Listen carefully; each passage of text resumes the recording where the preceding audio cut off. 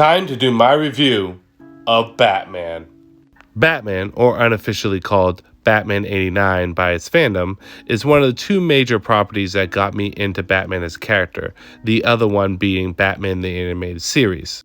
It is that TV show and this movie that helped foster and grow my love for the character, so much so that at a young age I would go out and start reading Batman comics.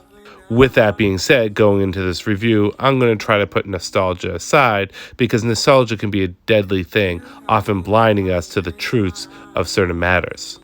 Let's talk about the good first. And first and foremost, let's talk about Michael Keaton's Batman, who does a very good job at taking Batman off of the comic book pages and putting him on the film. He feels like a dark detective, a creature of the night, an urban legend. And while he is dark, he's not too dark. And not too campy either.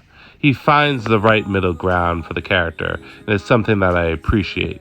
Co-starring opposite to him is Jack Nicholson's Joker, who also did a really good job at doing the comic book interpretation of this character into the big screen.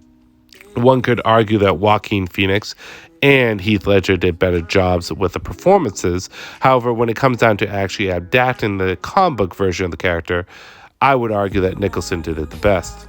One of the other things I liked about the character is instead of just being a crazy person, which he is, he also felt like a criminal, a mobster, a thug, a gangster. There was a lot more layers to the character than him just being crazy.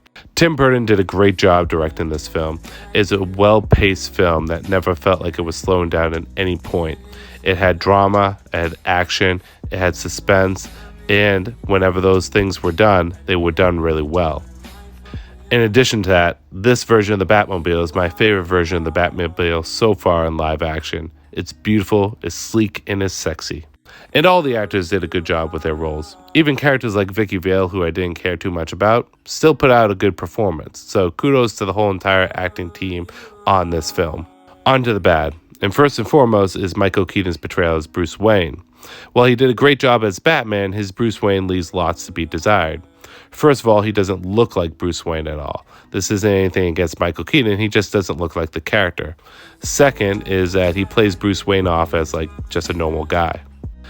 And Batman kills in this film. And I know this may not be a big detractor for a lot of people, but for me it is. So whenever Batman does kill in the film, I'm going to detract points from it. Overall, I'm going to give Batman a 90, which is an A-. It's a fun ride through and through, and while it does have its faults, it's super rewatchable and super enjoyable. And of the movies I've reviewed so far, Batman fits nice and snug in second place. Will it stay there? We will see.